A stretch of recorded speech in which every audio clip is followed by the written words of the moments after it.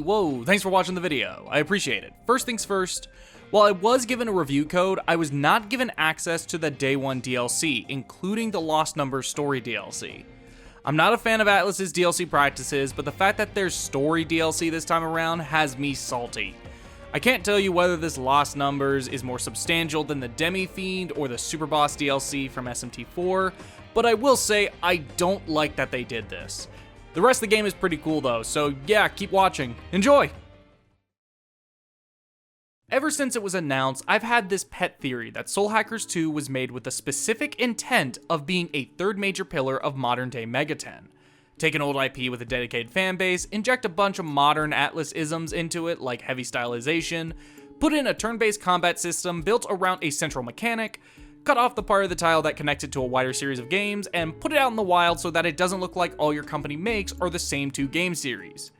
Obviously, I'm not the only person who's had this theory, but now that I've played and beaten Soul Hackers 2, I'd like to be one of the first to say I'd be more than okay with a Soul Hackers 3, 4, and even Q. That is, as long as those sequels are able to take this very fun, very solid foundation and improve upon what it does wrong.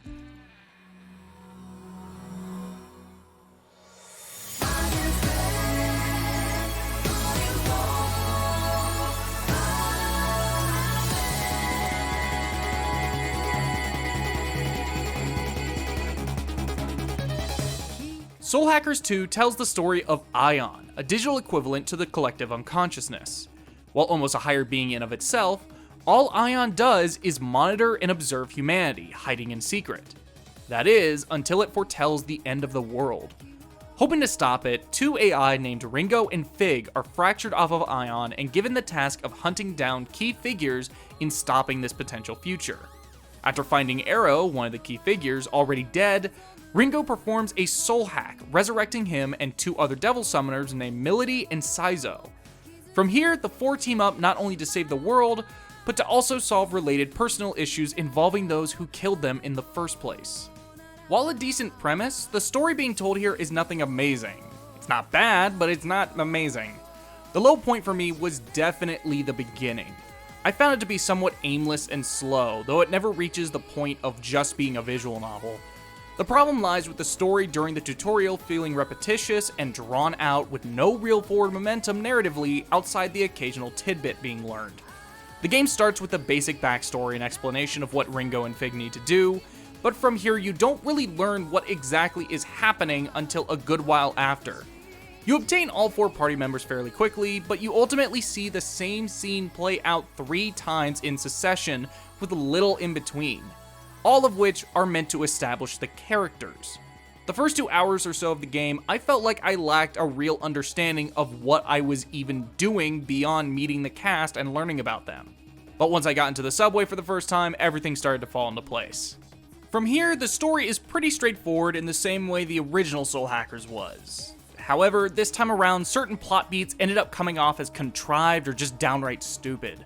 Things happened less because they were justified, and more so because they had to happen for the plot to move forward. Characters would appear out of nowhere, or they would make certain decisions that just seemed completely random, and the reasoning for them wouldn't come until after.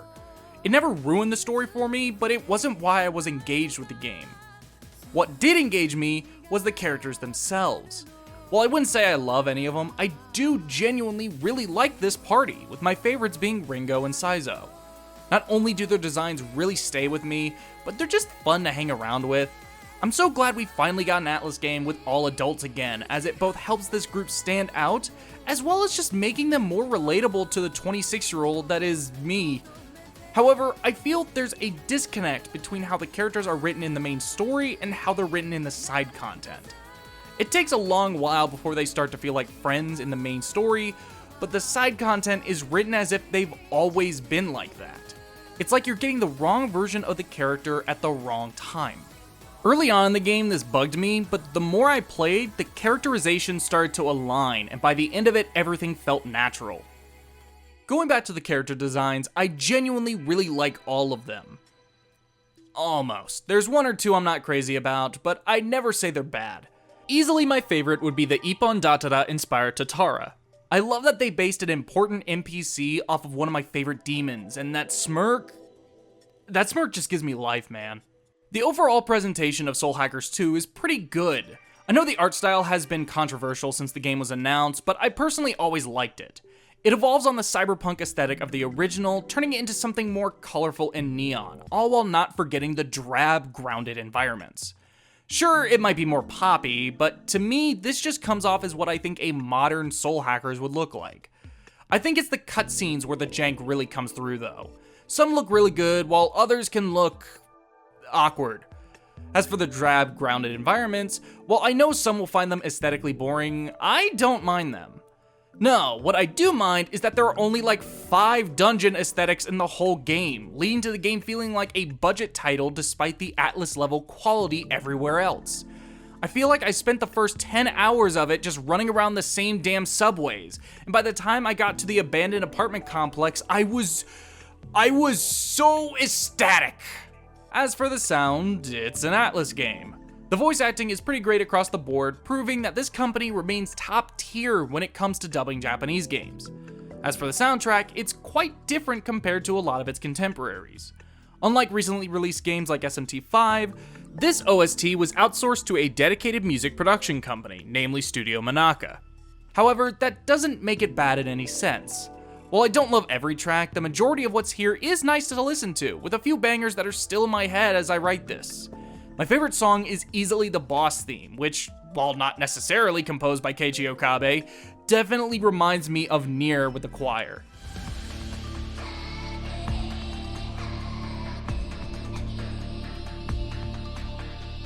Now, it's the gameplay where Soul Hackers 2 really shines, yet there are some noticeable rough edges and strange decisions made.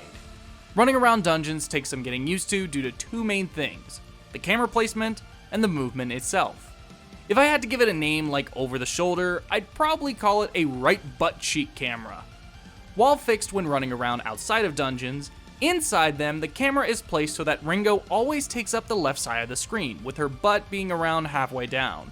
In big open areas, this camera is totally fine, but when you're in tighter spaces or you're going around a corner, it can feel awkward and claustrophobic as it pushes up against walls. Not to mention, enemies can be annoying to avoid at times. As for the movement itself, there's a strange startup and slowdown animation for when you start and stop moving. It makes moving around feel weirdly slippery, but only when you begin and end it. Not to mention, the camera moves not just with the right stick, but also by physically moving to the left or right, combining the 2 issues into one strange package. It reminds me of playing Nocturne for the first time. It's not a deal breaker and I quickly got used to working around them, but I'm just confused as to why this is a thing at all. Okay, so addendum. The game just came out in Japan as of recording this, and along with it came a day 1 patch that includes various different camera options, such as camera distance, rotation speed, display position, as well as camera tracking. I haven't downloaded this and tested it out, but the fact that these things are here does seem like a lot of my complaints with the camera are moot. You can center Ringo in the middle of the screen instead of the left side of the screen, as well as turn off the fact that, it follows her as she moves left and right. So it seems like these issues are fixed. Cool. As for the rest of the dungeon crawling itself, I actually quite like it. The dungeon layouts aren't exactly complex, but I still found enjoyment in filling out the map, finding secrets, and battling demons along the way. In a really nice shakeup for Atlas, chests, healing areas, and other such spots have been completely recontextualized with the demon recon system. When entering a dungeon, you send out all of your demons to go look for things. These things include items, money, and even recruitable demons. Unlike the original Soul Hackers, or the majority of SMT games really, demons are recruited via recon. While this might seem like a drastic change, it's really not, as negotiations are still the main way you actually recruit demons. It's just how you start negotiations that are different.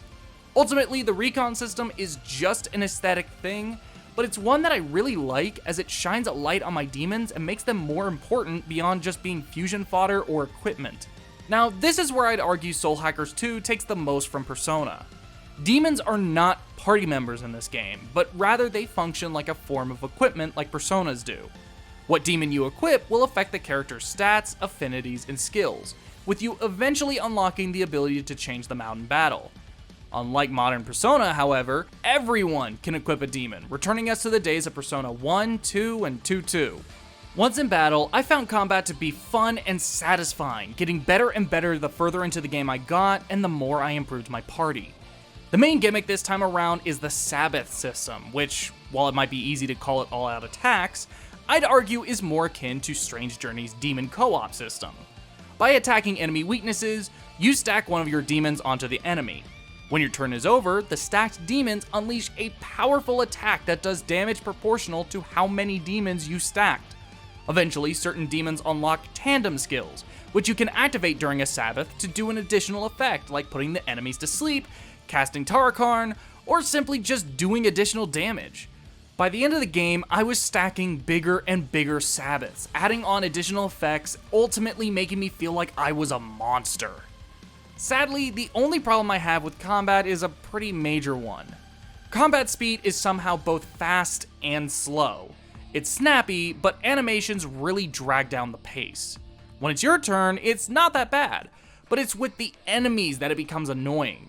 A workaround I found was to toggle auto battle at the start of their turn, but it must be turned on before the animations start, and then turned back off when your turn comes back around, else it'll waste a move. If there's one thing I wish Soul Hackers 2 did differently, it would easily be adding the ability to just tap a button to skip the attack animations. Much like with Sabbaths, another important gameplay system that one could easily compare to Persona is that of soul levels and the soul matrix. By picking certain dialogue options and hanging out with them at the bar, you slowly raise Ringo's soul levels with each of the 3 party members. Each one has a soul matrix, which are dungeons meant to represent that character's psyche. While you explore a character's respective matrix, you come across these gates that will only open if you have a high enough soul level with them. By opening a gate, you unlock additional abilities, both active and passive, for that character, which are one of the main reasons by the end of the game I felt like a damn monster. While conceptually similar to social links and confidants, I really like the soul level and soul matrix system as their own thing. It feels like there's a much better sense of synergy between the social aspects of the game and the actual dungeon crawling. Not to mention that while the main story dungeons are pretty simple layout-wise, the soul matrices are so much more complex, and they actually have like special gimmicks to them. They feel like a more traditional Mega 10 dungeon, and they were probably some of the highlights of the game for me. Overall, I quite liked Soul Hackers 2, but the flaws with it are very present. It's a game that absolutely gets better the more you play, but the issues you face along the way are very obvious and were easily avoidable. At times, Soul Hackers 2 can feel like a budget Atlas title, or, to steal a quote from one Dr. Cullen PhD, the best Vita game that never was. As a first outing, this is a really good start, but it's one that needs improvement if a Soul Hackers 3 ever becomes a reality. But hey, that's my opinion on Soul Hackers 2. Now the game is out, what do you guys think of it? I am genuinely curious what people are going to think of this one, because it's been controversial ever since it was revealed. So yeah, let me know in the comments below, and while you're there, leave a like and subscribe. Both help out the channel immensely. If you want to go a little bit more beyond that, check out my Patreon, link in the description below. As for a final send-off, I started this review with a joke about how Atlus only ever makes the same 2 game series nowadays, but I genuinely meant that. 13 Sentinels was only published by Atlus, meaning that the last new game they made that wasn't a Persona game or a mainline SMT game was Etrian Odyssey Exodus in 2019 if you count North America. And before that, the last new SMT spin-off was Tokyo Mirage Sessions in 2015. Literally all Atlus has done in the last 4, 7, whatever years is mainline SMT, Persona, and enhanced re-releases. Where the hell is Project Re Fantasy?